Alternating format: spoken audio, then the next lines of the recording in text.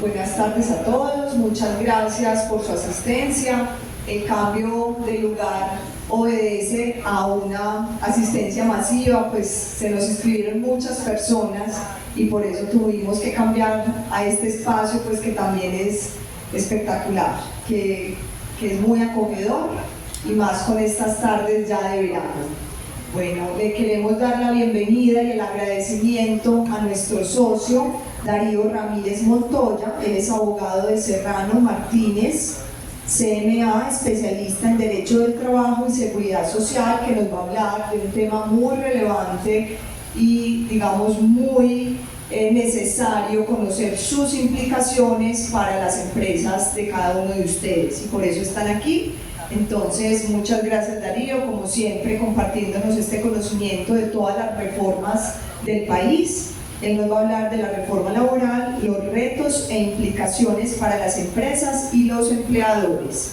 La charla queda grabada, si alguno tiene alguna objeción, digamos, pues en fotos o videos que de pronto pues no quiere estar, nos cuenta, porque nosotros grabamos estas charlas y las montamos en el canal de YouTube, y las fotos que tomamos son pues para nosotros mismos, para los medios corporativos, los canales, las redes, etc.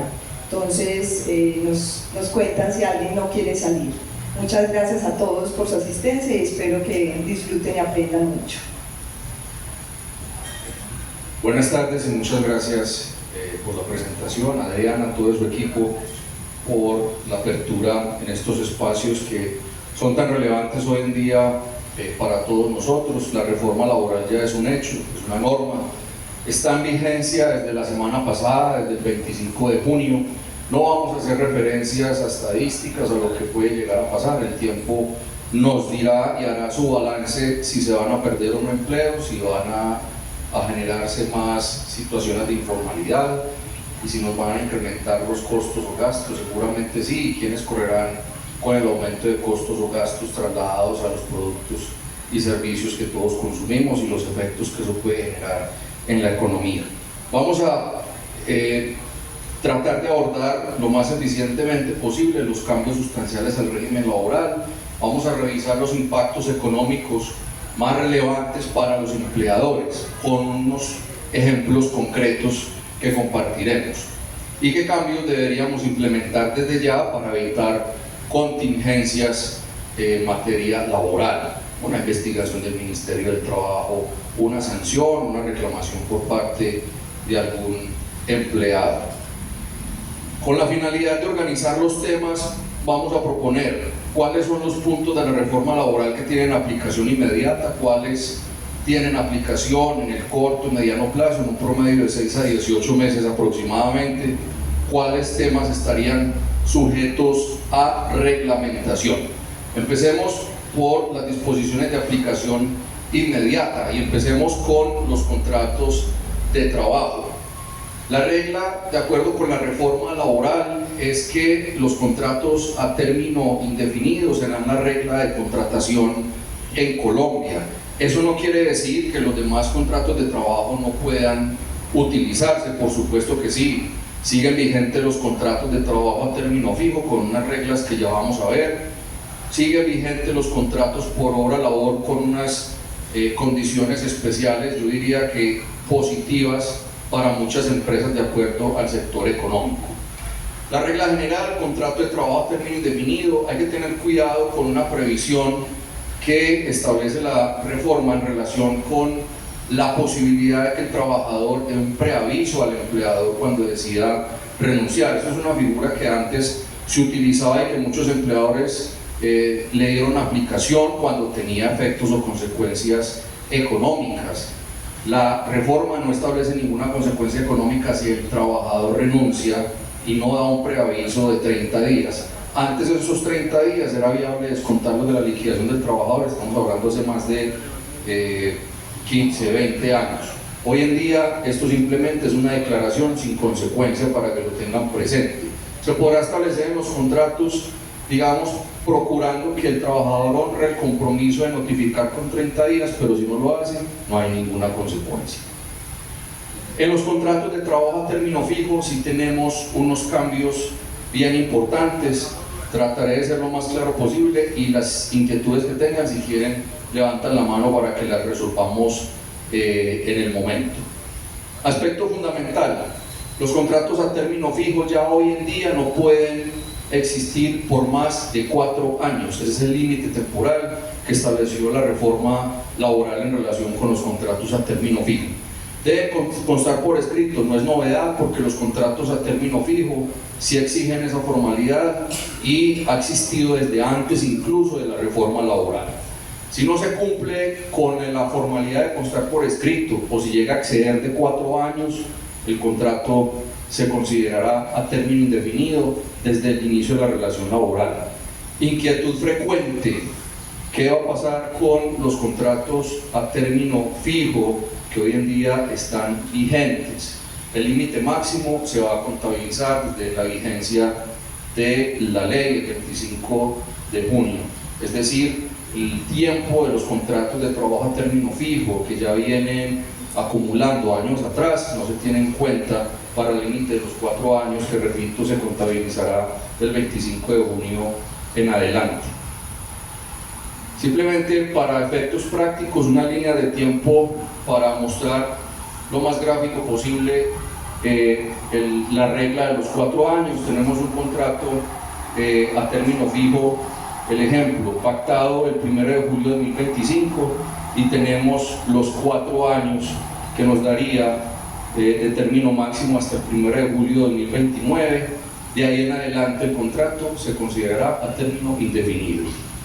Y el ejemplo básico para lo que acabamos de explicar de cuándo se contarían los 4 años: tenemos un contrato a término fijo que inició el 1 de julio de 2019, se ha venido prorrogando de año en año a través de estos últimos años, llegamos a la entrada de vigencia de la ley 25 de junio y de ahí en adelante se cuentan los 4 años que establece la norma como límite para que el contrato se convierta a término indefinido.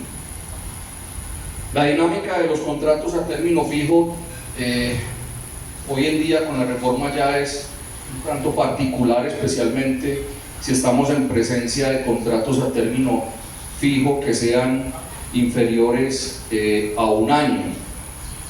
Tenemos 2 alternativas, 2 dinámicas de prórroga de los contratos de trabajo a término fijo inferiores a 1 año, siempre teniendo en cuenta el marco máximo de duración que serán 4.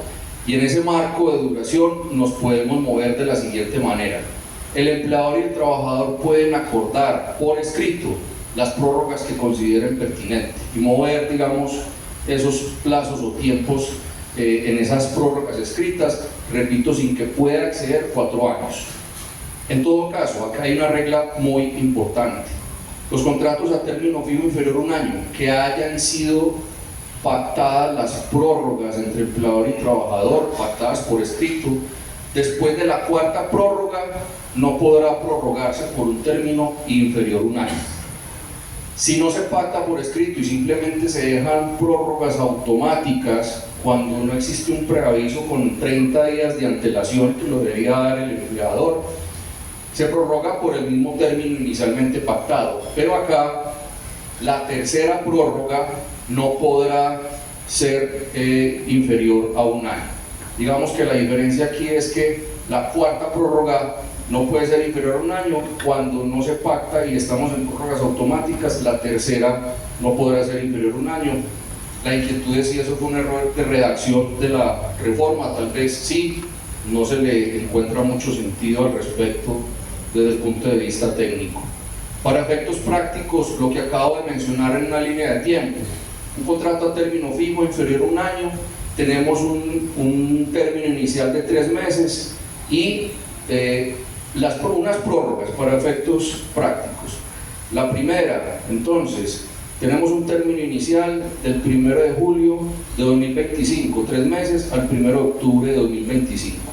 Y ahí tenemos la posibilidad de efectuar 4 prórrogas. En el caso del pacto por escrito, puede prorrogarse hasta el 1 de octubre de 2026. Si no hay pacto y se prorroga automáticamente, la prórroga automática para llegar al año ya nos queda el del 1 de julio del 2027, nos iríamos ya en esta 3ª hasta el 1 de julio de 2027. Yo sé que esto es un poco complejo de entender desde el punto de vista conceptual. El llamado es a ser cuidadosos cuando se vayan a estructurar contratos de trabajo a término fijo a partir de la fecha y sobre todo en el manejo de las prórrogas. Esto será un tema y un asunto práctico que, dependiendo del sector económico y la empresa, se podrá revisar con detenimiento. En cuanto a los contratos por obra labor, se establece una formalidad que la ley antes no establecía, pero que era común que sucediera, y es que los contratos de trabajo por la duración de la obra labor consten por escrito. En los contratos por obra labor, la obra debe detallarse de manera precisa. No es lo mismo la obra labor al cargo o el rol que desempeña el trabajador. En la práctica es frecuente encontrarse con errores en ese sentido. El cargo es una cosa, el rol es una cosa y la obra labor es diferente, y parte de la descripción el trabajador en el marco de qué proyecto o de qué actividad en particular va a interactuar. Son contratos que no son exclusivos del sector construcción, no son exclusivos de las empresas de servicios temporales. Piensen en sus negocios, en sus empresas, si pueden incorporar este tipo de contratos. Son, desde mi punto de vista, eficientes, son versátiles, especialmente porque la reforma, y esto es algo positivo, expresó algo que en la práctica se hace y que los jueces de alguna manera también validan si se hace bien. Y es que el contrato de trabajo por obra labor pueda adicionarse extendiendo la obra a través de un otro sí, de un anexo, haciéndolo de manera adecuada, o terminando el contrato y suscribiendo otro en atención a obras adicionales o complementarias en ese marco de proyectos que la empresa realice. Adicionalmente, permite establecer cláusulas atadas al contrato comercial marco que tiene ese empleador con proveedores o con clientes, permitiendo terminaciones incluso anticipadas de la obra labor por circunstancias comerciales puntuales. Cláusulas que se deben redactar de manera adecuada, pero repito, considero que es un contrato versátil, flexible y que puede ser de bastante utilidad hoy en día como contrato temporal, no de servicios temporales, contrato con vocación de temporalidad sin necesariamente tener la rigidez de un contrato de trabajo a término fijo. Contratos de aprendizaje, uno de los temas que hoy en día estamos, sí, Julián. Yo pienso que sí, claro, adelante. Espérate para que todos te escuchen. Vamos conversando, no hay problema. Hola, buenas tardes. Darío, muchas gracias, súper clara la explicación sobre contratos. Yo tengo un par de preguntas sobre contrato a término fijo que la ventaja de tenerte aquí no la puedo desaprovechar. Un par de cosas estudiando la reforma.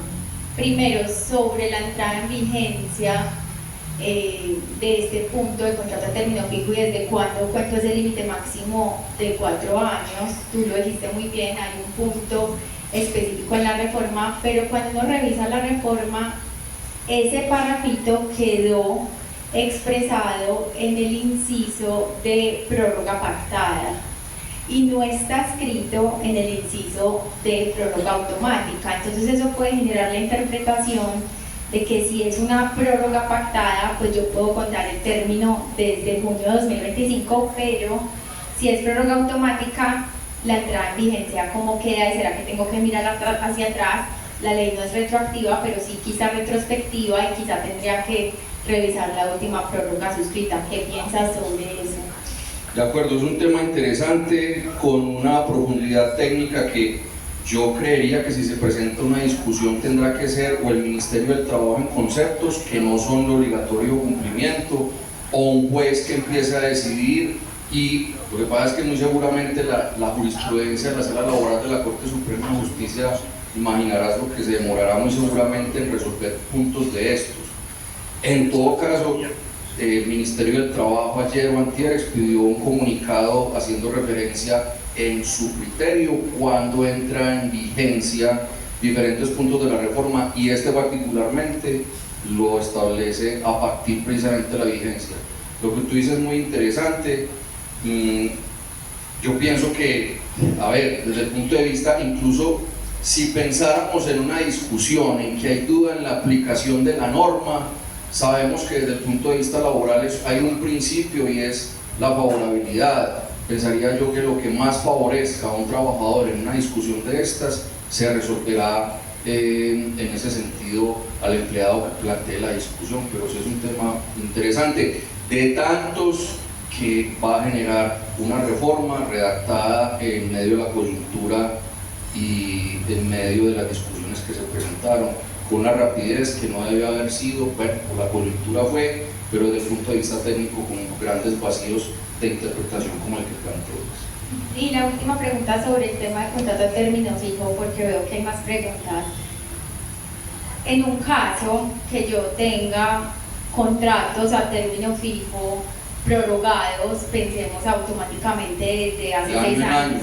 Sí, pensemos desde 2020, llegamos 2025 y continuamos con los contratos pensando en que este tema de 4 años se encuentra desde el 2025. Me voy, como tú lo mencionaste, en la línea de tiempo hasta el 2029, por ejemplo, y en el 2029 como empleador se me olvida, continúo con otra prórroga de contrato a término fijo y se me convierte automáticamente en contrato a término indefinido. La pregunta es, ¿desde cuándo crees tú que inició esa relación laboral? ¿Será que inició y tengo que fijarme en la última prórroga para eso? Porque lo otro yo podría considerar que son situaciones jurídicas consolidadas o no son situaciones jurídicas consolidadas y me tengo que devolver al 2020 cuando definitivamente inició la relación laboral. Yo pensaría que para efectos, por ejemplo, de calcular una indemnización por despido en ese caso, se debería contar la fecha de inicio de la relación laboral, no desde cuando cambió a término indefinido. Esa es mi opinión. Ok. ¿Hay más preguntas o podemos avanzar? Sí.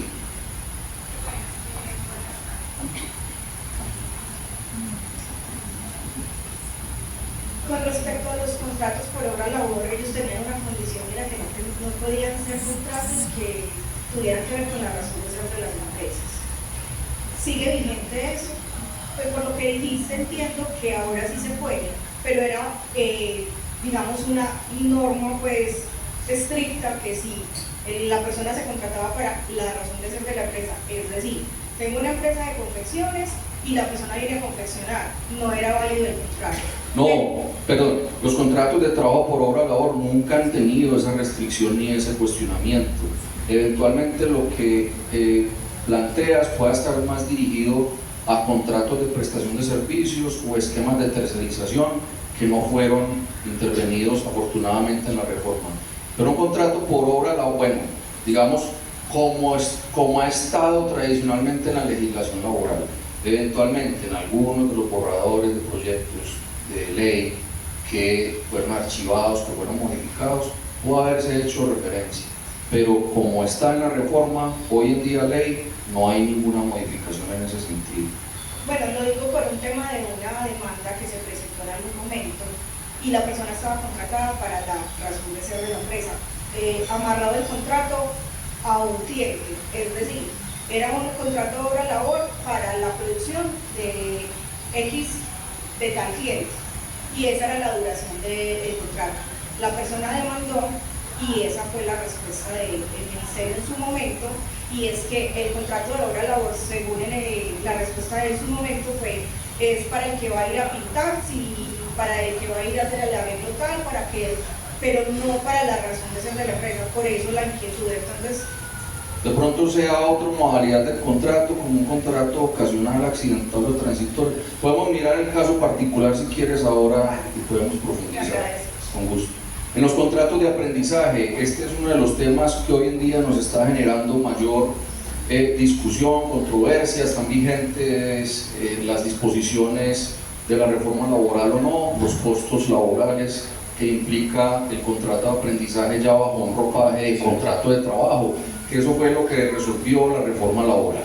El contrato de aprendizaje, a partir de esta nueva norma, se considera un contrato de trabajo especial a término fijo, una duración máxima de 3 años, se rige por normas laborales, se reconocen prestaciones, condiciones y beneficios propios de una relación laboral, pero estos beneficios únicamente aplicables, ya lo vamos a ver, en la fase práctica y en todo el componente o fase dual, que ya vamos a ver de qué se trata, de relación de aprendizaje. En la fase electiva, los conceptos propios de una relación laboral, especialmente prestaciones sociales, vacaciones, auxilio legal de transporte, no se reconocen, razonablemente no se deberían reconocer, puesto que el aprendiz está todavía en su proceso 100% de aprendizaje.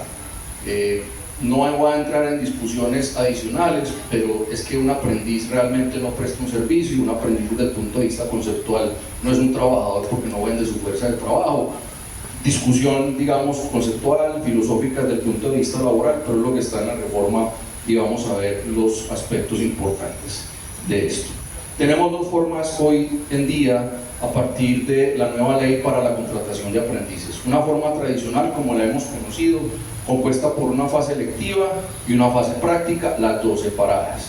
Pero se incorpora una nueva modalidad de la formación dual, y es una especie de convivencia y de simultaneidad entre las dos fases. La fase lectiva y práctica se realizan de manera coordinada según los programas académicos y lo que se acuerde con la empresa en la que va a realizar el programa de aprendizaje. ¿Cómo estamos hoy en cuanto a la cuota de apoyo de sostenimiento? ¿Qué tenemos hoy en día con la formación tradicional? Repito, fase electiva y fase práctica como la hemos conocido. La cuota de apoyo y sostenimiento en la fase electiva queda en un 75% de un salario mínimo, en la fase práctica en un 100% de un salario mínimo legal mensual vigente. Si estamos en presencia de la formación dual, que es la combinación o la simultaneidad entre la electiva y la práctica, en el primer año de esa formación dual, la cuota de apoyo de sostenimiento será del 75% del salario mínimo, en el segundo año será del 100%. Si estamos en presencia de estudiantes universitarios, no puede ser inferior la cuota de apoyo y sostenimiento a un salario mínimo.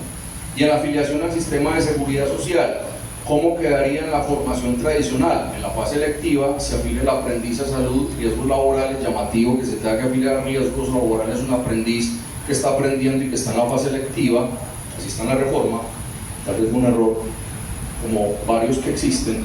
Y en la fase práctica el aprendiz estará afiliado a salud, pensiones y riesgos laborales. Novedad, afiliación a pensión en la fase práctica.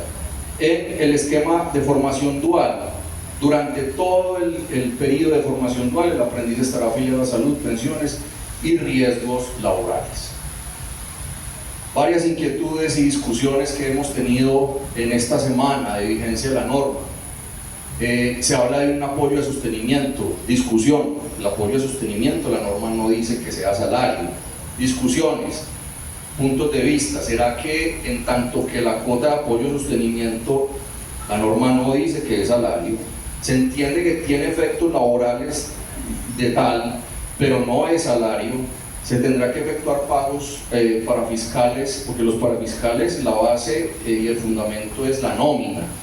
Los salarios, repito, la cuota de apoyo y sostenimiento como tal no es salario, tendrá entonces que hacer parte especialmente de la base para pagar SENA y CBF, caja de compensación, entendiendo que es un beneficio para el aprendiz y demás, pero es que en última SENA y caja de compensación pues son impuestos a la nómina.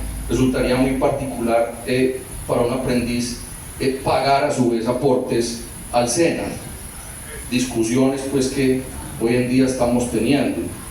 De igual manera, el punto de la exoneración que establece el estatuto tributario para empleadores cuyos trabajadores devenguen menos de 10 salarios mínimos, ese concepto fiscal de la exoneración parte de la base que sean trabajadores.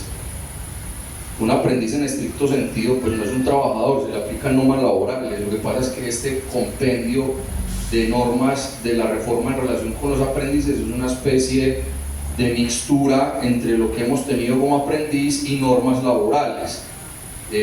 Discusión también, ¿será que la DIAN autorizará la exoneración de aportes a salud, SENA y CBF también por aprendices? Ya veremos. Operativamente también cómo funcionará PILA, el pago de aportes al sistema de seguridad social. Discusión también que incluso se está teniendo hoy en día, muy seguramente al finalizar la semana. No tenemos certeza, por lo menos hasta este momento, no conozco, no sé si Juliana, tú que tienes información actualizada al respecto, sepas algo. Estamos trabajando con el Ministerio de Salud para que ingresen en fila, porque como están ingresando muchos aprendices, tienen que afiliar como trabajadores dependientes, pero con la categoría de aprendices para que se crucen con el CNE. ¿Le pones el micrófono, por favor? Sí, lo que está diciendo Juliana es muy importante.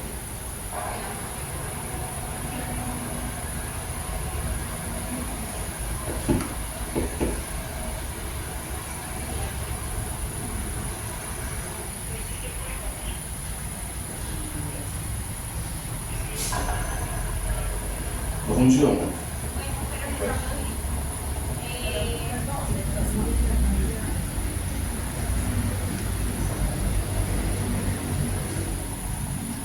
Bueno, sobre por qué puedo tener información actualizada es básicamente porque trabajo en la ANDI, yo soy la directora laboral de la ANDI y estamos justamente solicitándole al Ministerio de Salud que haga la modificación al PILA porque hay muchos empleadores que están ingresando hoy aprendices SENA y obviamente no está dentro del PILA la posibilidad de cotizar a todo el sistema de seguridad social integral bajo la categoría de aprendices. Lo que es importante es que no se deben afiliar como trabajadores propiamente dichos porque si se hace de esta forma no se va a poder cruzar con el SENA, es decir, no les va a quedar validado como cuota de aprendizaje y tampoco se va a poder cruzar con la DIAN para efectos de hacer las deducciones a las que hay lugar por el pago de aprendices. Es un punto importante, pero todavía lamentablemente no tenemos fecha de cuándo se va a hacer la modificación y la actualización del PILA.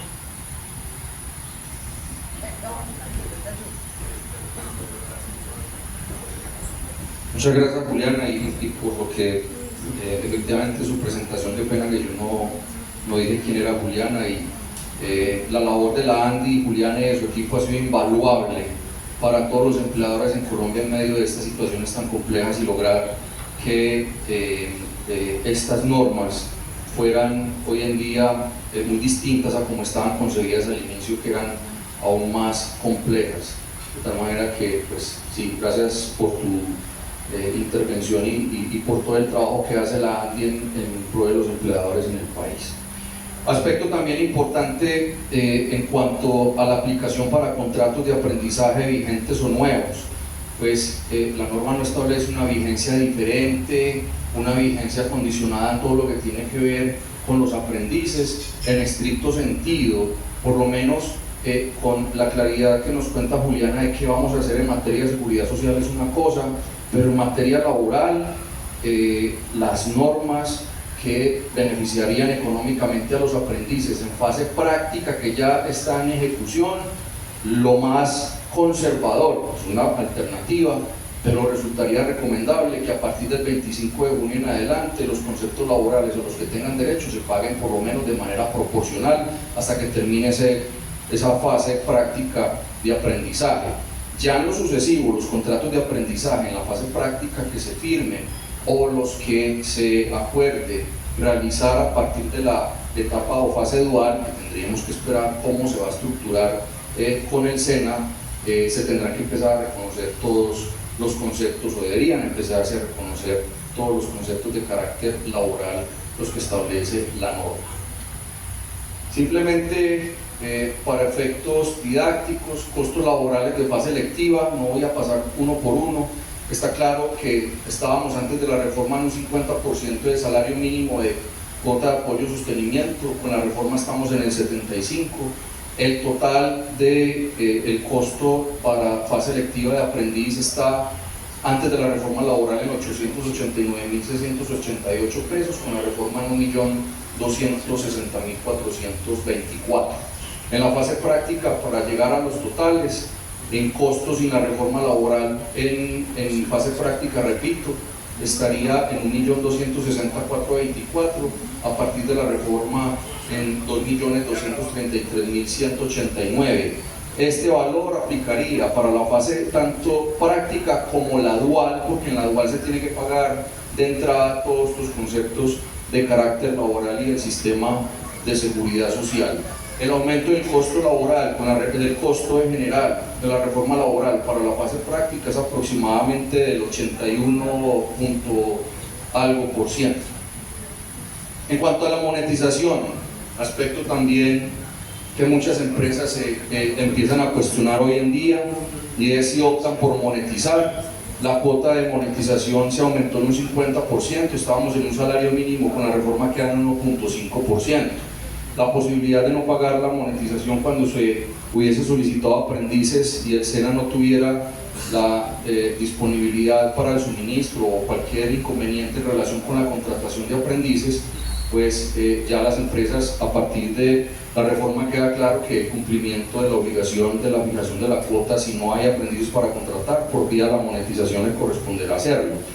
Está claro que la monetización versus contratar aprendiz en fase práctica pues tiene un valor inferior. La monetización estaría en 2.135.250, un aprendiz en fase práctica mensualmente tendría un costo de 2.333.189. Eso sin contar que eventualmente pueda llegar el aprendiz a tener beneficios extralegales si en esa empresa en la que está realizando la práctica existe eventualmente beneficios extralegales que deberían aplicarse o extenderse a él en virtud de la igualdad o convenciones o pactos colectivos por esa vía.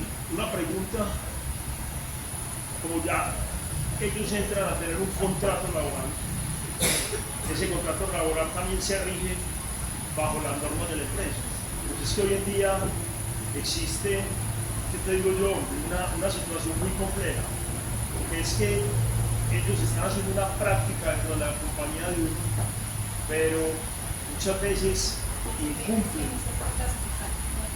Buenas tardes. Bueno, la pregunta es, ellos entran entonces también a regir, al tener un contrato laboral, ellos entran a regir bajo las políticas estrictas de la empresa como cualquier otro empleado. La pregunta se hace es porque hoy en día, cuando una persona de estas se le llama la atención o falta o lo que sea, y llama a uno al SENA y vienen como los líderes, mentores de ellos, siempre hay un paternalismo. Entonces, desautorizan por lo general siempre la empresa. Entonces, en este caso también aplica cualquier sanción como cualquier otro empleado a un aprendiz. Es una pregunta muy interesante porque incluso el artículo que regula estos asuntos en la reforma laboral habla acerca de la subordinación referida al proceso de aprendizaje. Eso de alguna manera puede generar un cuestionamiento como el que estás planteando. Yo diría que los aprendices deberían estar sujetos sí a unas normas disciplinarias. A partir de esa inquietud y lo que establece la reforma de la subordinación, una especie de subordinación especial, una alternativa sería en los reglamentos internos de trabajo, que además se deben actualizar, ya vamos a ver los puntos importantes por actualización, tal vez pensar en un capítulo especial para los aprendices en asuntos disciplinarios que puedan aplicar. Digamos, diferenciándolo por precisamente esa connotación que dice la ley de una subordinación referida a un proceso de aprendizaje, valdría la pena también establecer una diferenciación y tal vez utilizar, sí, muchas de las disposiciones de carácter laboral en general, aplicarlos a los aprendices, pero en un capítulo especial para que marque esa diferenciación con lo que dice la norma en relación con la subordinación en el marco del proceso de aprendizaje. En el teletrabajo tenemos, perdón, pensé que había alguna pregunta. Se mantienen unas modalidades que hoy en día conocemos, el teletrabajo autónomo, aquel que está referido a que el teletrabajador pues de alguna manera no tiene un lugar en específico de trabajo, el híbrido hoy en día, pues antes de la reforma también conocido como el suplementario, de 3 días en la oficina o en el lugar físico del empleador, 2 días desde el lugar de residencia, por ejemplo, y el móvil que no tiene ningún lugar en particular y lo realiza a través de diferentes tecnologías de comunicaciones. ¿Cuáles son las categorías realmente relevantes y nuevas? El teletrabajo transnacional y el teletrabajo temporal o emergente. El teletrabajo temporal o emergente no tiene, digamos, mayor particularidad, puede asemejarse mucho a lo que se ha considerado el trabajo en casa por unas situaciones particulares, de fuerza mayor, etc. Y el teletrabajo transnacional sí, ya lo vamos a revisar porque es importante y era una figura que hoy en día, desde el punto de vista práctico, muchas empresas lo estaban llevando a cabo utilizando otras figuras, no necesariamente el teletrabajo, y no podía ser el teletrabajo porque el teletrabajo antes de la reforma estaba referido únicamente para territorio nacional. Aspecto también novedoso, el auxilio de conectividad es obligatorio cuando estamos en teletrabajo para las personas que devengan hasta 2 salarios mínimos legales mensuales vigentes. Esto es importante para efectos de tener en cuenta este auxilio para el pago de prestaciones sociales. Muchas preguntas hoy en día, pero entonces eso será, va a seguir manifestando o registrando que eso es un auxilio de transporte / de conectividad, posiblemente porque si es un teletrabajo, por ejemplo, híbrido, algunos días de la semana la persona invertirá esos 2 salarios mínimos en pagar el transporte público y el resto de recursos de esos 2 salarios mínimos para pagar la conexión de internet, servicios públicos que tengan que ver con su teletrabajo, en fin. El teletrabajo transnacional, importante, sí, lo estábamos, digamos, esperando. Esto libera bastantes cargas para empresas que estaban autorizando trabajo de trabajadores en otros países. Aspecto importante, el empleador en el teletrabajo transnacional debe adquirir un seguro internacional de salud que cubra prestaciones asistenciales en caso de incapacidad o de accidente. La norma establece claramente que es el empleador quien debe adquirirlo. Inquietud y discusión: ¿qué pasa si es el teletrabajador el que solicita autorización para trabajar por fuera del país? Hoy en día, antes de la reforma, algunas empresas decían: usted hace la solicitud, usted paga el seguro, o cubrimos por partes iguales y compartimos el costo o el gasto. La norma no regula eso, será un aspecto práctico que, dependiendo del caso puntual, puede llegar a plantearse, a resolverse, pero la norma plantea que es el empleador el que tiene que pagar ese seguro. Las prestaciones económicas, incapacidades, pensiones, etcétera, se siguen reconociendo por la legislación colombiana y el empleador estará a cargo de las prestaciones económicas por la vía del sistema de seguridad social y la subrogación que se hace en el sistema, y por eso la afiliación y pago de esos aportes. Aspecto también interesante e importante: las ARL deben garantizar cobertura internacional y lo pueden hacer a través de un seguro adicional a cargo del empleador. Antes de la reforma y de la práctica, muy seguramente algunos de ustedes han evidenciado que las ARL tienen o activan una cobertura hasta por 180 días, utilizando varias figuras, entre esas reaseguros, en fin.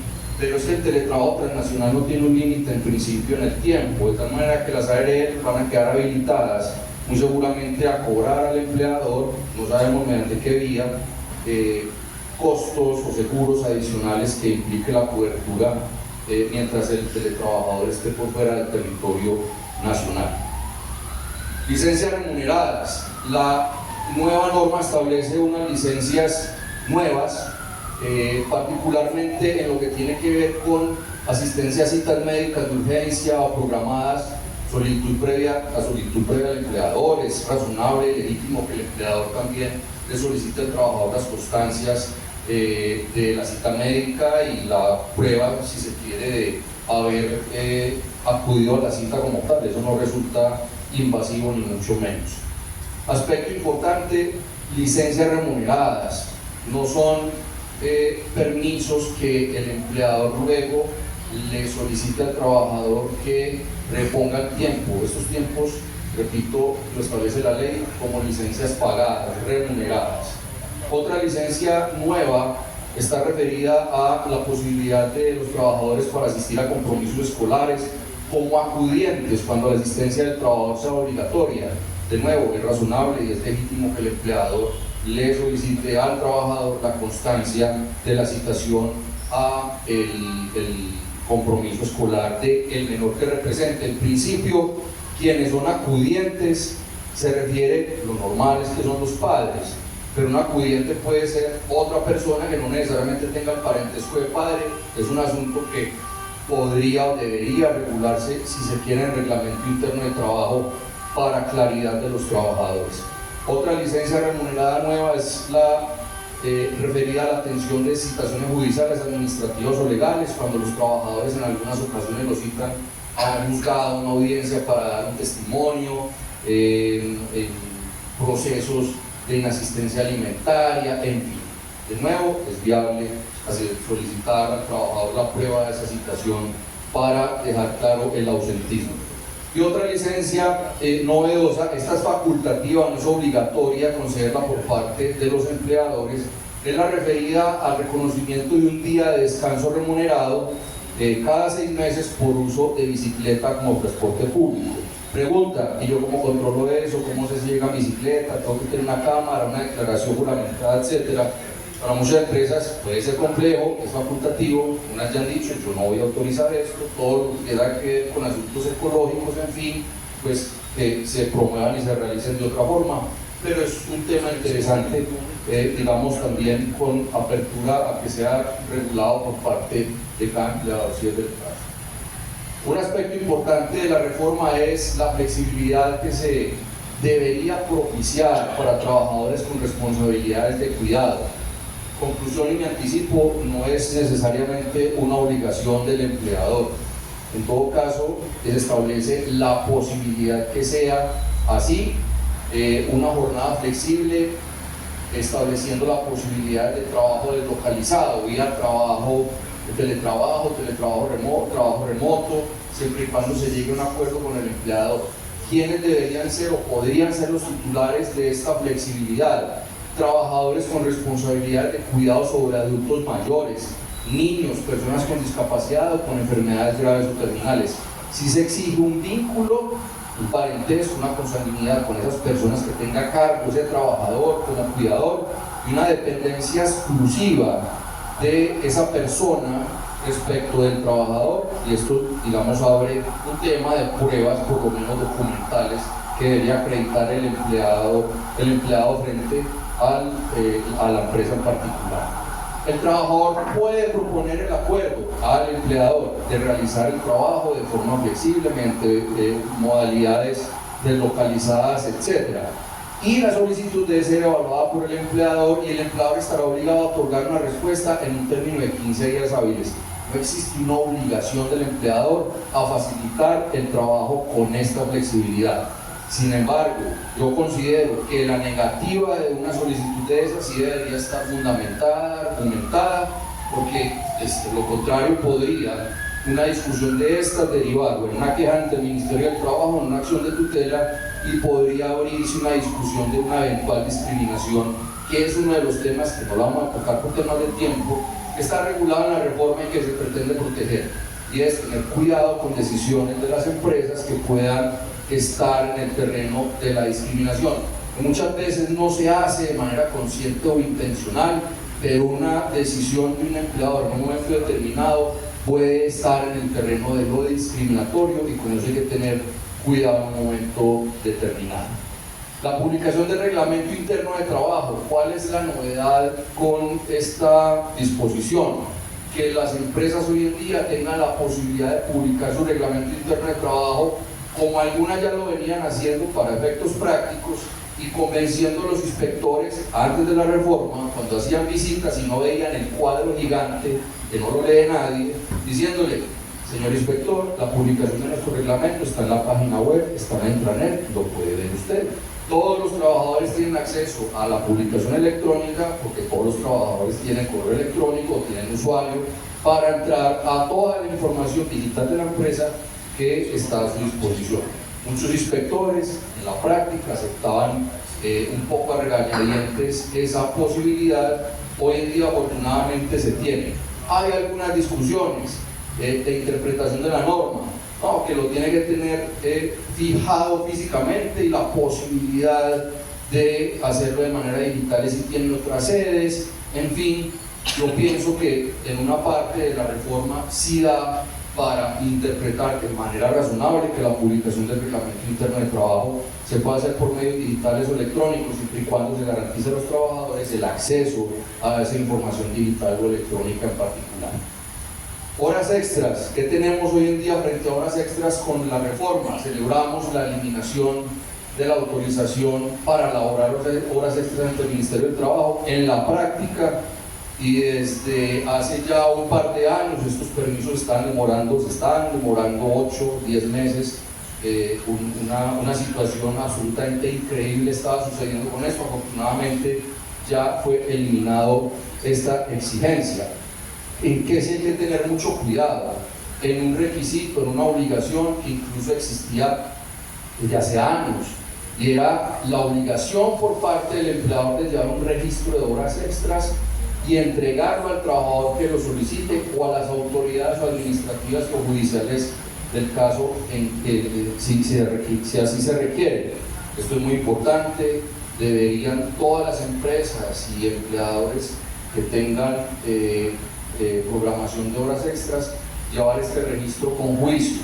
Muy seguramente en las actividades de fiscalización e inspección que iniciará el Ministerio del Trabajo en cualquier momento van a requerir esta información, de tal manera que el llamado es a ser muy juiciosos y diligentes con llevar este registro, porque si no, de alguna manera, y el Ministerio del Trabajo lo solicita y no se tiene, puede llegar a imponer una multa. Pero ¿cuál es la consecuencia más, digamos, particular que establece la reforma en relación con las horas extras? Que si la empresa no realiza, o el empleado no realiza el pago de horas extras, el Ministerio del Trabajo puede suspender la facultad de trabajo en tiempo suplementario hasta por 6 meses. De tal manera que muy seguramente pueden venir fiscalizaciones e inspecciones del Ministerio del Trabajo, donde además de solicitar el registro de horas extras que acabo de mencionar, pueden solicitar la nómina. Y en la nómina los inspectores van a revisar, no sabemos a través de qué metodología, si va a ser simplemente de manera manual o van a utilizar algún tipo de inteligencia artificial o de cruce de información para ver si se están pagando bien las horas extras en determinada empresa. Si no, esta es la consecuencia, que se suspende esa facultad por hasta 6 meses. Hay que tener cuidado también con otros efectos en el trabajo de horas extras. En cuanto al límite, 2 horas extras diarias, 12 semanales, el límite, si el Ministerio del Trabajo puede ver que hay un exceso en la programación de horas extras, la consecuencia puede ser la imposición de multas o de sanciones al empleado que exceda la programación de trabajo en horas extras. Otro aspecto importante de la reforma es el proceso disciplinario. ¿Qué establece la reforma en relación con el proceso disciplinario? Se fundamenta en una sentencia de la Corte Constitucional del año 2014, una sentencia, la C593. ¿Cuál es la particularidad de esto? Afortunadamente, el proceso disciplinario con la reforma laboral quedó delimitado a la imposición de sanciones disciplinarias, llamado de atención, suspensión o multas como sanción, que algunas empresas pueden llegar a tener esa sanción. Lo que pasa es que tiene unas regulaciones, particularidades especiales, pero no está concebido el proceso disciplinario en la reforma laboral para despidos con justa causa. Afortunadamente, desde el punto de vista legal, no está siendo exigido, no queda así en la reforma, únicamente para sanciones disciplinarias. Normalmente, ustedes de pronto en sus empresas han aplicado los pasos, la citación a descargos, donde se detallan cuáles son los cargos, se le da traslado al empleado de las pruebas, se le da la oportunidad de que presente las propias, se le escucha, se resuelve, debe la sanción ser proporcional a los hechos o omisiones del trabajador y se le da la oportunidad de que apele o reproche la decisión como una especie de segunda instancia dentro de la compañía. ¿Qué es importante dentro del proceso disciplinario? Que el trabajador debe tener la oportunidad de presentar pruebas y de justificar todo lo que sucedió, se le está reprochando en un término que no puede ser inferior a 5 días. ¿Qué es en principio, cuál es la opción más práctica o que muchos hemos considerado como los 5 días? La citación previa de descargos con 5 días. Pero no quiere decir que esos 5 días en ese aspecto sea la única manera que se utilice. Citando previamente al trabajador con 5 días, puede citarse y esos 5 días ser la oportunidad luego para que se pronuncie, aporte pruebas, etcétera, dependerá de la dinámica de cada empresa o de la innovación que la empresa quiera estructurar en su momento para el proceso disciplinario en particular. Esto que estamos hablando, el proceso disciplinario, debería tener una aplicación según la norma desde la actualidad. En todo caso, el empleador tendrá la posibilidad de actualizar el reglamento interno de trabajo conforme a esas exigencias dentro de los 12 meses siguientes a la entrada en vigencia de la ley. Quienes no tienen la obligación de aplicar ese proceso disciplinario en particular, los trabajadores, las trabajadoras del hogar, tampoco las micro y las pequeñas empresas con menos de 10 trabajadores. En todo caso, quienes sean empleadores de trabajadores con esas particularidades tendrán que garantizar el derecho de defensa de los empleados que tengan un proceso disciplinario. ¿De qué manera? Se mirará, digamos, un proceso pequeño o simplemente algo muy flexible y versátil para un momento en particular. Una empleada, por ejemplo, del servicio doméstico, una empresa con 3 o 4 trabajadores sin necesidad de que se estructure un proceso formal como lo establece la reforma. Ya hablamos, esto no aplica para despidos con justa causa, solo para sanciones disciplinarias. Hay quienes plantean, en todo caso, que así la reforma no hubiese establecido un proceso en particular para despidos con justa causa, podríamos quedar sujetos a la jurisprudencia de la Corte Constitucional, que tiene una línea un tanto garantista para los asuntos de despido con justa causa. Esperemos que puede llegar a pasar en la medida en la que avancemos aplicando casos concretos y no necesariamente en despidos con justa causa nos tengamos que atener a una formalidad tan particular como se establece para las sanciones disciplinarias.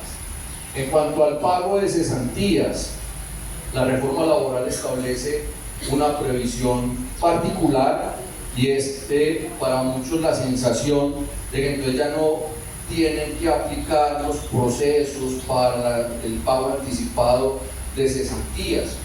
Yo pensaría no necesariamente que es así. Entiendo que en muchos casos empleadores quieren facilitarle al trabajador unos recursos sin necesariamente tener que pasar esos recursos por un tercero para que lleguen a cumplir esa finalidad del trabajador. Y esto se refiere a que pues, el empleador se acredita el pago directo al trabajador de las cesantías que requiere, no va a haber una sanción por no consignarlas en el fondo. En todo caso, el empleador sí debe solicitar la documentación y verificación de esa necesidad del trabajador para acreditar el retiro de las cesantías y cuál es la finalidad en particular. Por ejemplo, para vivienda, sí, es que usualmente para vivienda se dan los recursos directamente al trabajador. El empleador verifica, exige una promesa de compraventa, solicita el impuesto predial, solicita servicios públicos y en general hace una labor de básica diligencia para constatar que esos recursos se destinaron para lo que la ley establece. Tal vez pensar que esta opción tenga mayor aplicación para necesidades de educación del trabajador y de su grupo familiar, porque hasta antes de la reforma siempre la exigencia es el retiro de cesantías o el pago parcial debe consignarse a la institución educativa, no se le debe entregar directamente al trabajador. Tal vez esta disposición flexibilice eso y no tendrá una sanción para el trabajador si no hace el pago directamente a la institución educativa. Las disposiciones de aplicación de corto y mediano plazo podríamos tener las siguientes. La jornada máxima legal no necesariamente hace parte de la reforma, ha venido aplicándose desde hace ya unos años. En pocos días, el 15 de julio, la jornada laboral semanal va a reducirse a 44 horas, eso es importante tenerlo en cuenta. Y se vincula con la reforma laboral en cuanto a que la duración de la jornada máxima diaria será de 8 horas. Que esa jornada máxima legal puede distribuirse de común acuerdo con el trabajador de 5 a 6 días a la semana, garantizando siempre un día de descanso. Novedad frente al día de descanso, me anticipo, de acuerdo con la reforma, puede pactarse por escrito con el trabajador que el día de descanso sea diferente al domingo, puede ser un lunes, puede ser un miércoles, puede ser un jueves. Y ese domingo, si lo trabaja, por supuesto, no será pagado con recargo. El recargo se pagará cuando labore el día de descanso acordado, que puede ser un miércoles, un jueves, en fin. Si no se pacta por escrito cuál es el día de descanso, se presumirá que es el domingo. Sí. ¿Tenemos micrófono? Adelante.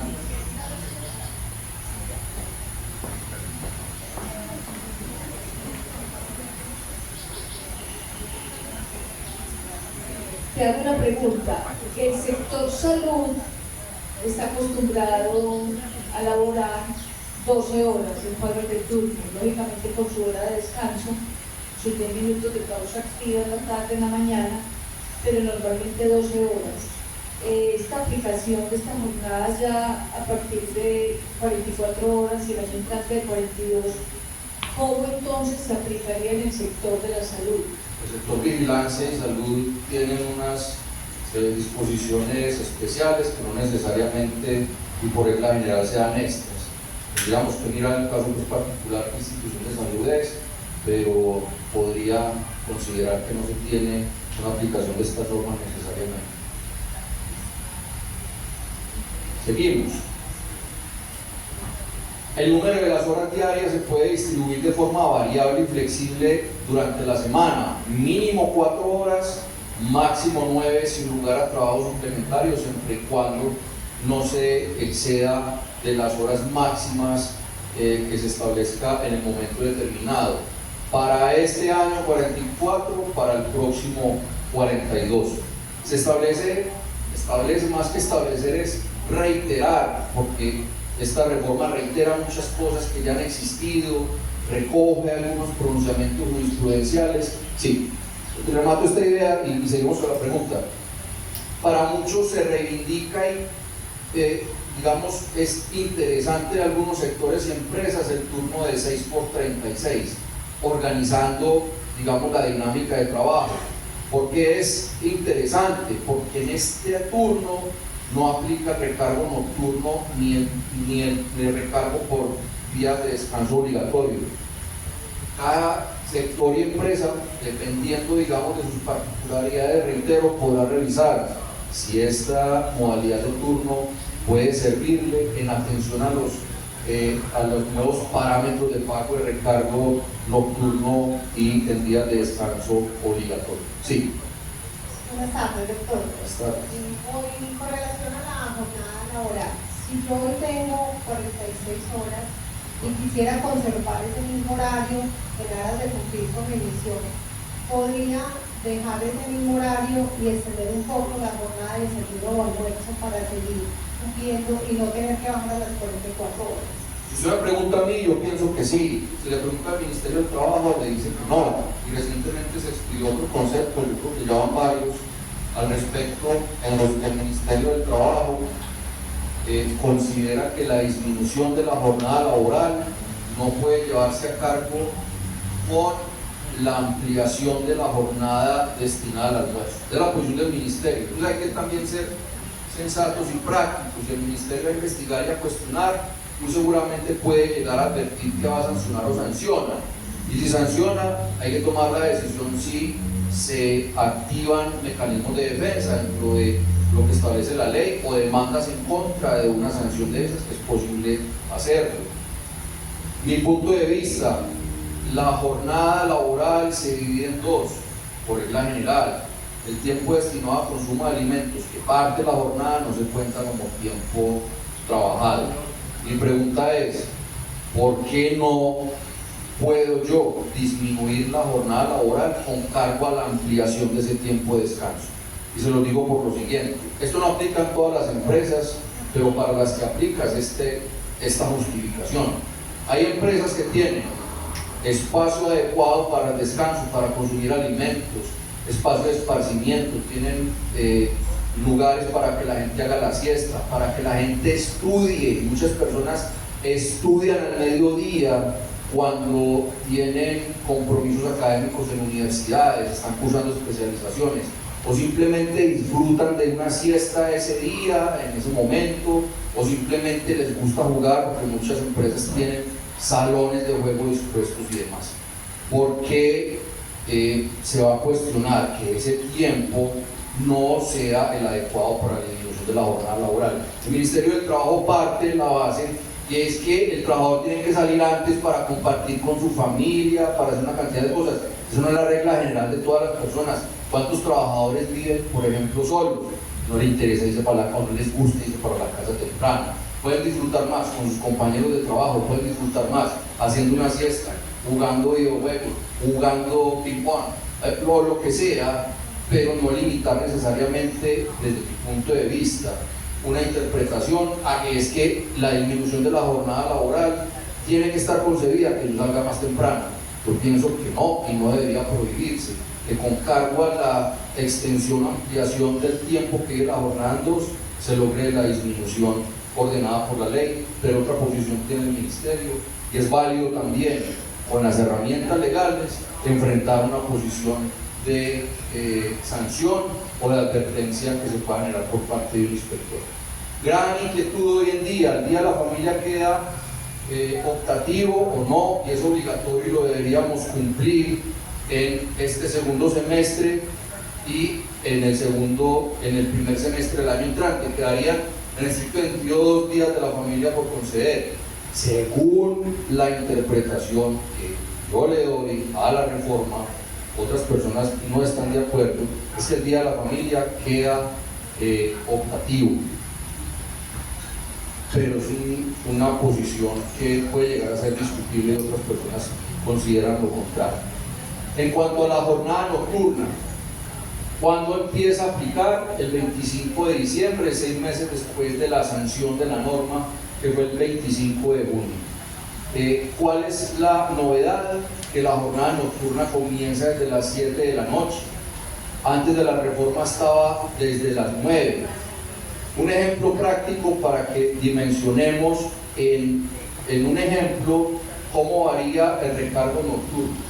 Supongamos un escenario del 15 de julio, donde ya vamos a tener una jornada de 44 horas semanales. Supongamos un turno de 2 a 10 de la noche. En ese caso, antes de la reforma laboral, teníamos una jornada nocturna de 1 hora, de las 9 a las 10. Ya con la reforma laboral no vamos a tener 1 hora de recargo nocturno, sino 3, desde las 7 a las 10 de la noche. ¿Cuánto cuesta la hora o el recargo nocturno antes de la reforma y con la reforma? Supongamos entonces un salario del mínimo, 1.423.500. El valor de la hora, ya con las 44 horas, recordemos que el valor de la hora va a aumentar por los próximos días, porque no es lo mismo calcular el valor de la hora con 46 horas semanales a un cálculo de hora con 44. Valor de la hora, 6.470.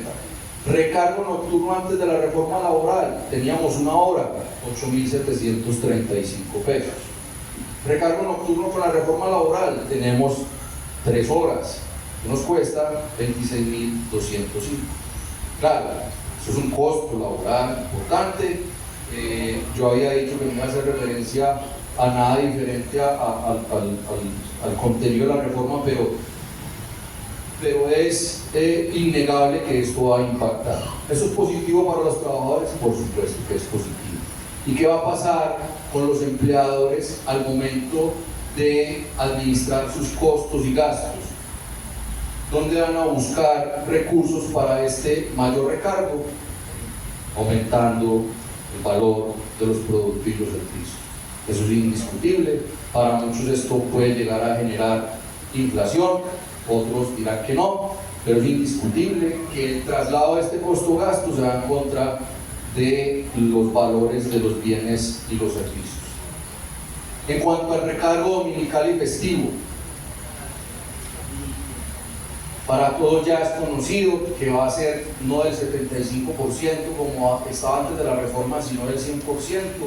Implica entonces un pago, si lo vemos desde esa forma, desde ese punto de vista, del 200%, el valor del día más recargo del 100 sería el 200. Esta disposición tiene una implementación gradual que ya inició el 1 de julio de 2025. Ya el recargo dominical y festivo no es con el 75%, sino con el 80%. El próximo año el recargo será del 90% y en el 2027 llegamos a completar el 100% del recargo. La gradualidad, digamos, para muchas empresas le permitirá proyectar costos y gastos, pero indiscutiblemente lo que acabo de mencionar también aplica, por supuesto, para dominicales y festivos. Lo que hablaba ahora, posibilidad de pactar el dominical otro día que no sea el domingo, sí, debe ser por escrito. Si no se hace por escrito, se presume que será el domingo. Hay un aspecto muy importante y es cuando yo otorgo descansos compensatorios. Recordemos que la regla hoy en día era: si yo laboro 3 semanas dominicales en el mes calendario, tengo que dar un día de descanso obligatoriamente compensatorio. Si trabajo hasta 2, es descanso ocasional. Si trabajo 3 o más, es habitual. La norma ya no habla de dominical para efectos de considerar los descansos compensatorios. Habla del trabajo en días de descanso obligatorio. De acuerdo con la legislación laboral, es día de descanso obligatorio no solamente el dominical, que es el día que yo descanso, sino también los festivos. De tal manera que los festivos se tendrá que tener en cuenta para determinar si voy a dar un descanso compensatorio y estoy entonces en el supuesto de estar trabajando en un mes en particular de manera habitual en días de descanso obligatorio. Entre otras cosas, por ejemplo, ¿qué es lo más fácil que tenemos para identificar este escenario en Semana Santa? Jueves festivo, viernes festivo y el domingo, o eventualmente momentos en los que se presentan lunes festivos como los que tuvimos en los últimos fines de semana. Una pregunta: ¿se pueden dar 2 días de descanso sin pagar el recargo del 100%? Otorgar 2 días de descanso a cambio de del trabajo en el día de descanso. La ley no permite cambiar el pago del recargo por días compensatorios. En la práctica algunas empresas lo hacen y los trabajadores mucho lo aceptan, porque le encuentran más valor al tiempo libre que a un mayor valor en la nómina.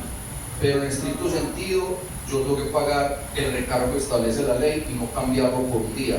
Quien creyera, a un empleador le puede costar más dar un día, digamos, o dar tiempo en compensación a lo económico que lo estrictamente pagado por ese recargo en particular. En cuanto a los costos laborales, recargo dominical y festivo, muy importante que se parametrice la nómina, que tengan en cuenta que ya uno de estos recargos están activados. y es posible acogerse al pago del recargo el 100% desde el 1 de julio de 2025 y no necesariamente esperar hasta años posteriores, dependerá de la decisión de cada empleador en un momento determinado. Tenemos también un aspecto novedoso en la reforma, muchas empresas están inquietas con esto, y es la contratación de personas discapacitadas en función al número de trabajadores que se tengan vinculados.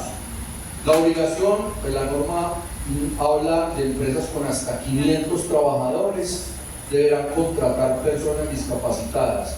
El número base para que surja esa obligación son 100. Cuando yo tengo una empresa de 100 trabajadores, ya tengo la obligación de contratar 2 personas con discapacidad. Si la empresa es a partir de 500 trabajadores, tendría que contratar una persona adicional, es decir, por cada 100 trabajadores, 3 personas con discapacidad. Podría decir una compañía en particular: yo no puedo contratar, no estoy en condiciones de contratar aprendices, y eso se le tendrá que notificar al Ministerio del Trabajo.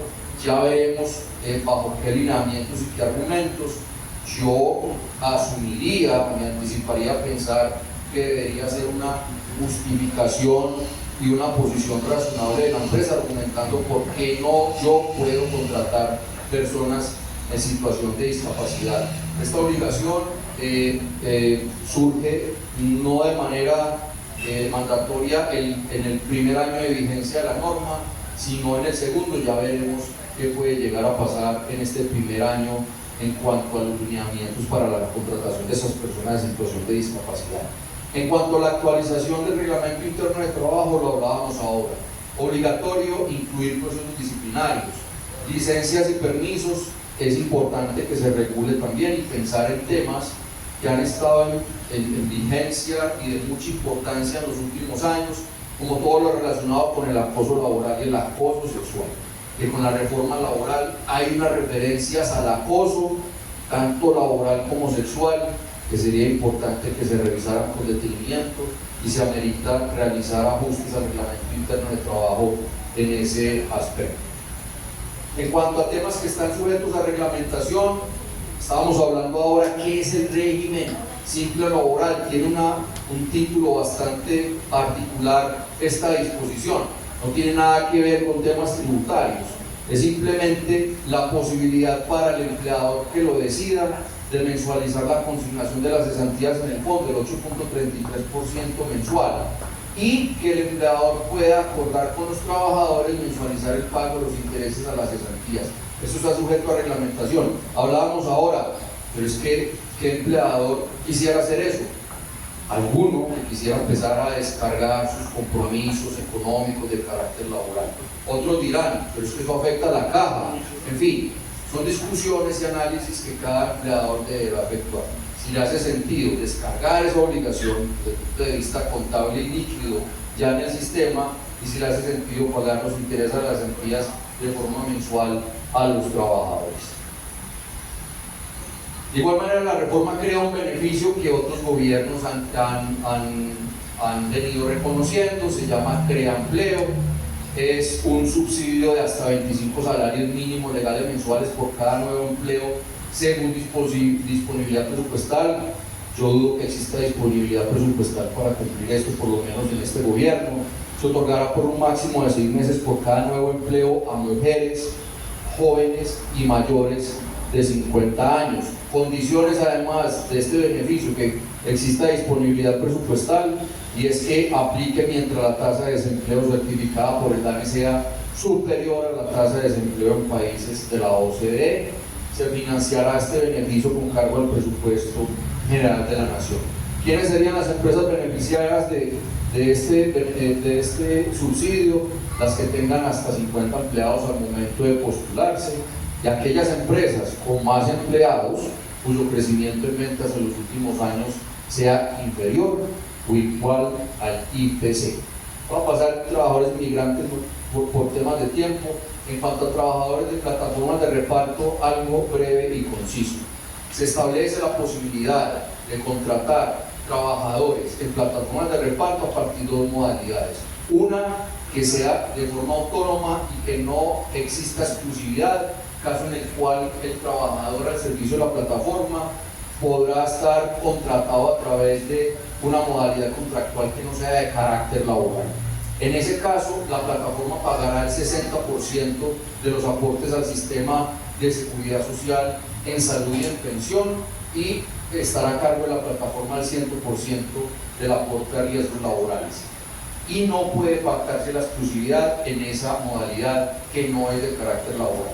Ahora, un trabajador de plataforma de reparto sí puede ser empleado subordinado dependiente con contrato de trabajo, caso en el cual se le tiene que reconocer todos los beneficios laborales y las cotizaciones al sistema de seguridad social. Se haría como cualquier empleador lo hace en otras áreas y en otras industrias.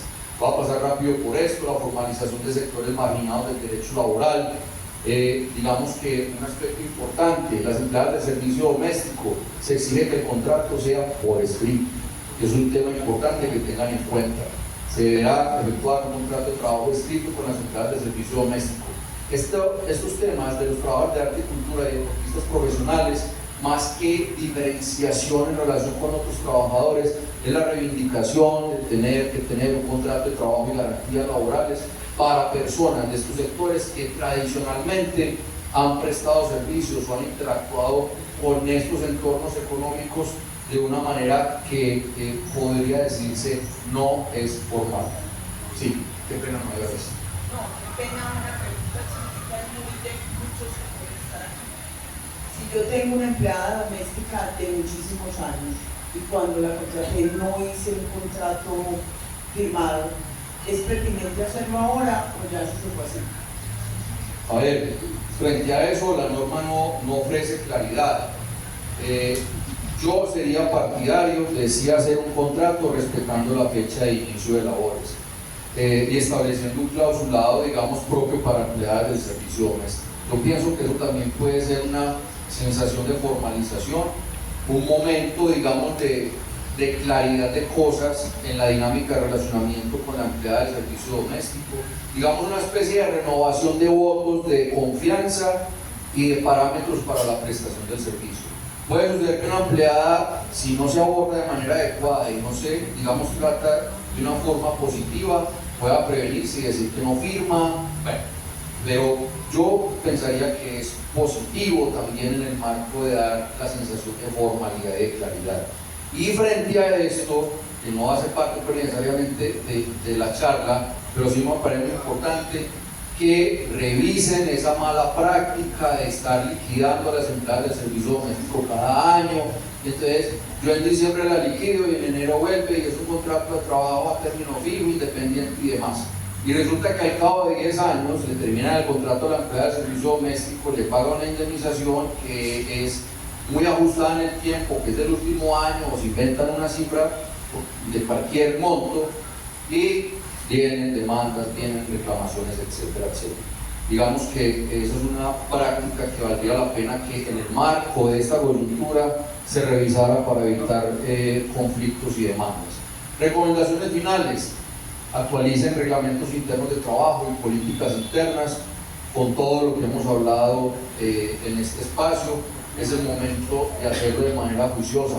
Revisar contratos de aprendizaje vigentes, con lo que hablábamos, especialmente de aquellos aprendices que están en fase práctica. El SENA aparentemente no va a dar modelos de contratos de aprendizaje en el nuevo marco de contrato de trabajo a término fijo de carácter laboral. Muy seguramente se van a empezar a construir contratos en el medio de algunas empresas, en fin, que tendrán que realizarse en atención a estas nuevas dinámicas. Revisar esquemas de contratación, según lo que hablamos, si se va a optar por un contrato por obra-labor, si se va a optar por un contrato de trabajo a término fijo, cuidar las prórrogas, si es un contrato por obra-labor, estructurarlo bien, la descripción de la obra-labor, o matar la terminación de esa obra-labor a la terminación del contrato comercial del empleador con clientes o proveedores. Parametrizar muy bien la nómina, ya vimos que hay uno de los recargos que está vigente y activo, y tener mucho cuidado en lo sucesivo con el valor hora a raíz de la disminución de la jornada laboral, con el pago de recargo nocturno, con el pago de horas extras, porque si las horas extras no se pagan o no se pagan de manera adecuada, puede el Ministerio del Trabajo decir, lo sanciono con 6 meses en los que no podrá programar trabajo suplementario en su empresa. Y por supuesto la revisión de costos y gastos en la compañía, porque de alguna manera, como le decía ahora, todo lo que implica costos y gastos pues tendrá que estructurarse de manera adecuada para la estabilidad de los negocios y las compañías con estos nuevos retos que tenemos. Muchas gracias. ¿Alguna inquietud? Creo que nos queda con un momento, un espacio. Darío, una pregunta. Los contratos inferiores, los contratos que no son del TER hoy en día, los contratos que tenemos con las empresas que no son del término indefinido, esos contratos nosotros venimos liquidando. O sea, termina el contrato y se hace una liquidación. Esto aplica lo mismo para lo de las empleadas domésticas, como acabas de decir. O sea, lo que estás planteando puede ser una de dos cosas: son contratos a término fijo que se termina cada año, a continuación se suscribe otro, o contratos por obra labor. Los contratos a término fijo, digamos que van a tener la limitación de los 4 años. Y ahí es muy importante empezar a contabilizar cuánto tiempo lleva un trabajador con contratos a término fijo sucesivos, porque va a tener un plazo de 4 años para que cambie indefinido. Eso es muy importante. ¿Cuál es el riesgo de esa práctica? Que en un momento determinado un trabajador diga, yo tenía la realidad, es un contrato a término indefinido, porque esa seguidilla de contratos a término fijo en algunos casos se puede cuestionar, y calcule la indemnización como si fuera un contrato a término indefinido. Pero a concretar la respuesta, los 4 años se contarán a partir de la vigencia de la norma en adelante. ¿Sí? Pero está correcto hacer la liquidación a todos esos contratos cuando está a término definido a 1 año y vuelve y se le acaba el contrato desde que sea inferior a los 4 años. A ver, las 4 renovaciones. Lo de las 4 renovaciones y lo que hablamos ahora comienza a regir a partir del 25 de junio, ¿listo? En adelante, el límite temporal de los 4 años. Yo pienso que esa dinámica que hablamos ahora de prórrogas pactadas inferiores no debería aplicar ya a lo que tenés.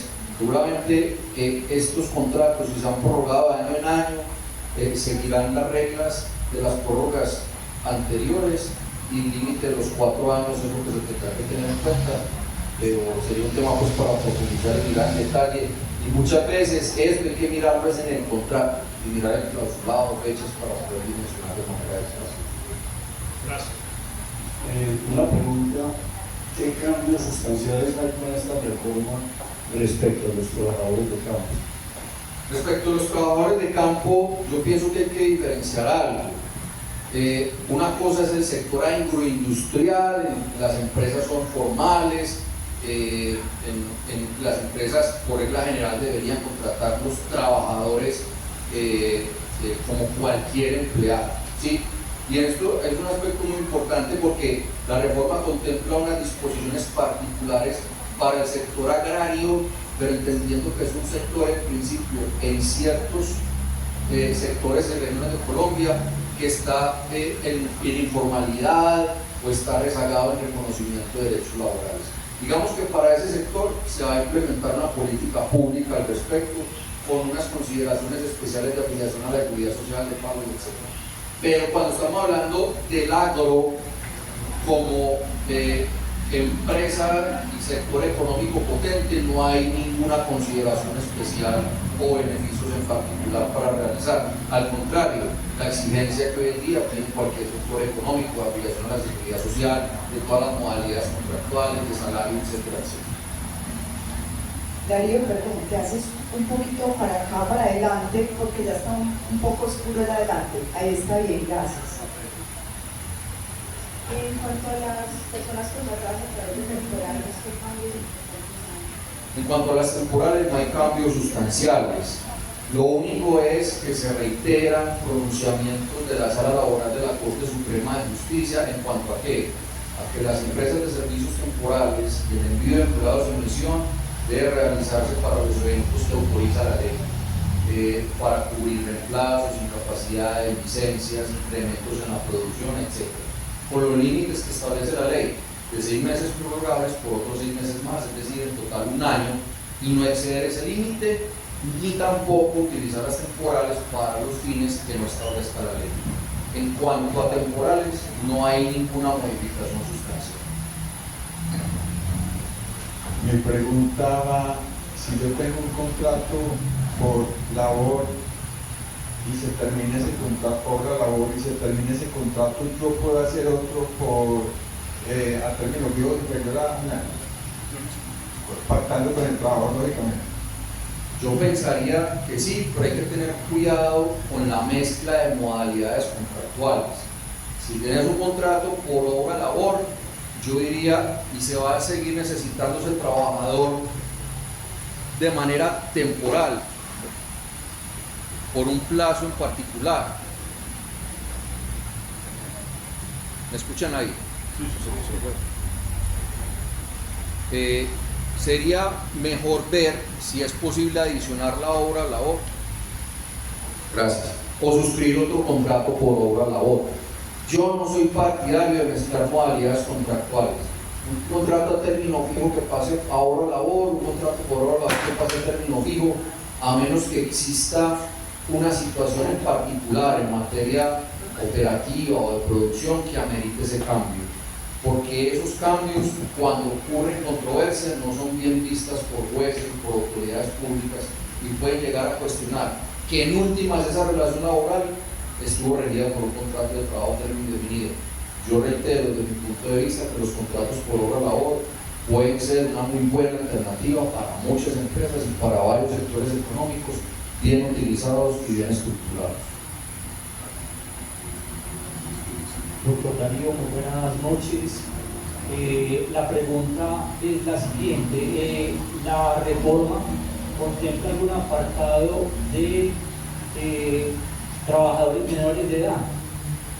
Sí, con restricciones especialmente en cuanto a las formas de trabajo, jornadas, etcétera, etcétera.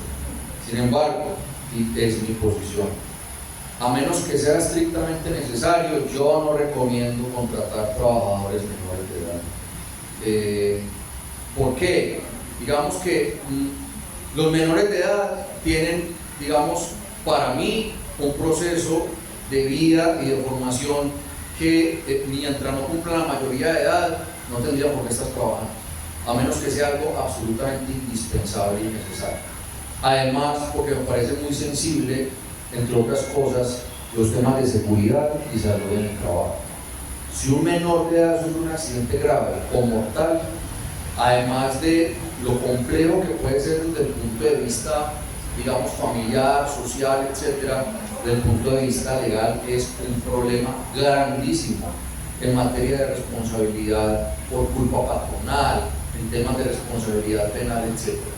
Los menores de edad yo no recomiendo que sean contratados laboralmente, a menos que usted sea el dueño de la empresa y que tenga un control absoluto de qué va a hacer y que quiera simplemente abrirle un espacio de aprendizaje para que aprenda qué es trabajar y qué es que tenga que ahorrar para comprarse el Play 5 y que tenga que sentir que es ahorrar para comprarse los tenis X, Y, Z, como un proceso formativo, pero que prácticamente quienes sean los padres tengan control de ese menor.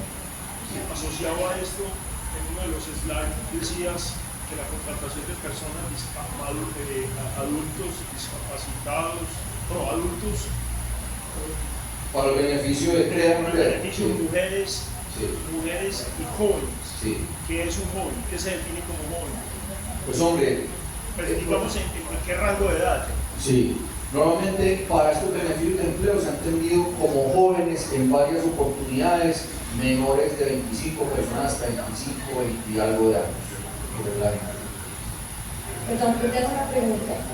En el caso de trabajadores de salud que están vinculados por evento, específicamente, por ejemplo, terapeutas físicas que se les paga por evento, ¿qué tipo de contrato entonces se recomendaría ahora con estos campos laborales? Depende mucho de la dinámica de relacionamiento. Es que el derecho laboral parte de un aspecto fundamental y es la subordinación. Si un profesional de la salud es, digamos, prestador de servicios para varias instituciones, tiene su consultorio privado, oferta su tiempo yo diría, tal vez esa persona no encaja dentro de lo que es un trabajador subordinado independiente, porque puede llegar a acordar sus servicios con instituciones de salud y decir, yo no puedo si no los jueves, yo no puedo si no los sábados, o puede llegar a cancelar citas y no pasa nada. Digamos que en esa modalidad de contratación es usual que se pague por paciente atendido, dependiendo si es especialista u otra categoría. Pero no necesariamente hay un contrato estandarizado para eso. Puede ser un contrato de prestación de servicios por evento. Ahora, si es un especialista que se le va a exigir horario de trabajo, se le va a exigir, incluso puede tener salario variable en atención a los pacientes que reciba, y la institución de salud va a tener control sobre el tiempo y la cantidad y calidad del servicio y los medios o herramientas de trabajo, indiscutiblemente para mí es un empleado subordinado. Si va a tener autonomía, independencia, no sería un trabajador y la modalidad de pago y de contratación sería otra distinta. Doctor Darío, ¿hay alguna disposición sobre el voluntariado? Pues hombre, el voluntariado, como su nombre lo indica, lo que pasa es que esto es un tema muy sensible, parte de la base del querer de una persona de prestar un servicio no con vocación de que sea pagado. Y olvida lo que decía ahora para los aprendices, un voluntario no está vendiendo su fuerza de trabajo, está realizando una actividad social, como pasa con los sacerdotes, los curas, en fin, o las monjas, que en principio no son trabajadores dependientes o subordinados de tal vez sus congregaciones o instituciones y se les paga la seguridad social más para tener protección en salud y en pensión. Y no hay esa intención de prestar un servicio para que le paguen. Lo que pasa es que esos voluntariados, y puede llegar a caer en el tema de las madres comunitarias, etc., hay que mirar con mucho detenimiento qué mueve a esa persona a realizar en principio esa labor o actividad social, que en muchas ocasiones eso deriva a claras relaciones de trabajo y a demandas grandes y millonarias. Digamos, hay que ver la intención y muchas particularidades del caso. Para mí siguen siendo válidos, pero hay que mirarlo con lupa. Darío, una pregunta con respecto a los empleados transnacionales. Si yo requiero contratar en la empresa personas de otros países, Ecuador, Perú, Bolivia, El Salvador, ¿hay alguna sugerencia en la norma de cómo debería contratarlo? Pues hombre, ahí dependerá mucho el entorno y el contexto. Digamos que esta norma está concebida para empleadores de Colombia y en principio trabajadores colombianos. Ya si estamos hablando de un extranjero que yo tengo contratado en Colombia, por ejemplo, y voy a decir, haga teletrabajo transnacional, hay que mirar entre otras cosas, incluso para los colombianos, los temas de regularización migratoria en esos otros países. Pero si una empresa colombiana en territorio, digamos, en Colombia, constituida en el país, va a contratar a un extranjero, hay que ver, la prestación del servicio se realizará en el exterior, sí, no, y decidir si realmente hace sentido un contrato de trabajo en el país, porque es que ese extranjero es decir, la seguridad social en Colombia no le va a servir. Hay que mirar si es más eficiente la utilización de otras figuras de carácter civil, comercial, o qué tan flexibles son otros países para la vinculación de esa persona a través de otras figuras que puedan ser más eficientes en términos incluso de costos. Gracias, doctor. Dos preguntas. Una, con relación a los contratos que tienen la cláusula de confianza y manejo de la reforma, ¿se produce algo? No. Y la segunda, con relación a las personas con discapacidad, el procedimiento, ¿cuál sería en términos administrativos? El médico laboral nos da un concepto, hay un porcentaje en términos de discapacidad, o qué tienen para comentar. Pero en este último punto quisiera que me aclararas el tema de la situación de discapacidad, es decir, si yo contrato a personas discapacitadas. Sí, me refiero a qué tipo de discapacidad y en qué grado de discapacidad, para después saber en qué parte del negocio la podría colocar. Inicio por esta última pregunta. Está sujeto a reglamentación y no sabemos todavía qué clase de discapacidad.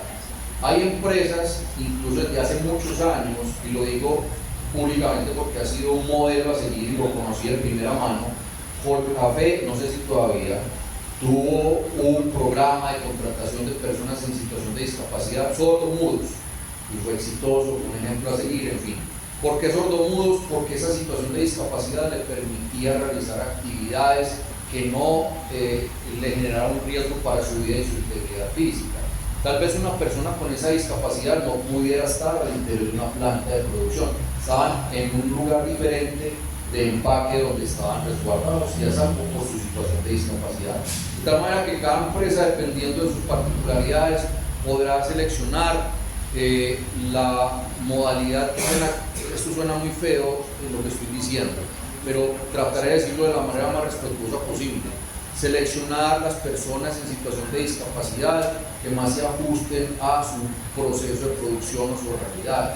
Una persona con discapacidad, por ejemplo, visual, si es una persona con discapacidad o una situación de movilidad, tendrá la posibilidad de estar en una empresa o en otra, en fin. Si es una persona con unas dificultades de movilidad, fácilmente puede hacer unas actividades y labores administrativas o de conocimiento. Si es una persona con restricciones de movilidad, pues seguramente no podrá trabajar en una planta de producción donde implique subir escaleras. Dependiendo de cada situación, se seleccionará o se determinará el criterio de discapacidad. Frente a los trabajadores de dirección, manejo y confianza, la reforma no dijo nada. Con lo que estabas planteando es muy importante considerar lo siguiente. Los trabajadores de dirección, manejo y confianza no se definen necesariamente porque en el contrato se establezca una cláusula. Sí es importante que esté la cláusula para los trabajadores de dirección, manejo y confianza que sean de dirección, manejo y confianza. Pero si no se tiene la cláusula y en la realidad esa persona desempeña un rol de dirección, manejo y confianza, es perfectamente viable que así se le reconozca. Un empleado de dirección, manejo y confianza, entre otras cosas, se caracteriza porque tiene personal a cargo, porque tiene cierto poder o autonomía o facultades para tomar decisiones, realiza su trabajo con cierto grado de discrecionalidad, autonomía, y su salario está por encima de la media. Esto no lo establece la ley, lo ha dicho la Sala Laboral de la Corte Suprema de Justicia en algunas sentencias. Entonces, para determinar quién es de manejo y confianza, hay que ver la realidad de esa persona, cómo es su interacción con la empresa, tiene personal a cargo o no, toma decisiones o no, qué grado de discrecionalidad o de flexibilidad tiene para laborar, para tomar decisiones. Representar a la empresa no necesariamente desde el punto de vista legal, pero sí, por ejemplo, ante el medio, ante proveedores, clientes, etc. Doctor Darío, muchas gracias por su paciencia. En el sector del agro, la recolección de café es muy práctico pagarlo por kilos. A la luz de la reforma, ¿se tiene un riesgo alto seguir con esa práctica? Pues no se regula nada al respecto y es una modalidad de pago de salario, más que un tipo de contrato. Yo como le pago a la persona, que es totalmente viable hacerlo. Hay que tener en cuenta algo, y es si esa persona presta sus servicios durante toda la jornada máxima legal, como mínimo, si está a disposición del empleador, debería pagarse el salario mínimo. Si completa el salario mínimo con las actividades de recolección, etcétera, y hace hasta más, perfecto. El problema es cuando no logra hacer el mínimo y está a disposición del empleador toda la jornada. Por ejemplo, llovió, está tronando, o no llegó el abono a tiempo para abonar. Esas son las cosas que la legislación laboral dice. Esos riesgos del empleador no se los puede trasladar al trabajador para efectos de no pagarle el salario por ello. Una última pregunta. Yo creo que ya podemos cerrar, Darío. Muchas No sé gracias. si tienes algo más No, agradecerles por su disposición, por su tiempo, ya tan tarde, pero gracias de nuevo. Estos son temas pues de toda la sensibilidad y eventualmente en un futuro cercano pudiéramos tener otro espacio adicional cuando se empiezan a despejar estos temas con conceptos del ministerio, con reglamentaciones, etcétera, etcétera. Cualquier inquietud o duda, use mi correo electrónico, a través del club pueden obtener también mi teléfono, nos estaríamos viendo por aquí en los espacios del club, muy complacido de poder tomar café y hablar con ustedes